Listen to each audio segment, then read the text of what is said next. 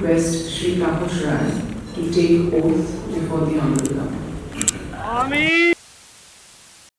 পশ্চিমবঙ্গ বিধানসভার সদস্য নির্বাচিত হইয়া ঈশ্বরের নামে শপথ করিতেছি যে বিধি দ্বারা স্থাপিত ভারতের সংবিধানের প্রতি আমি অকৃত্রিম নিষ্ঠা ও আনুগত্য পোষণ করিব।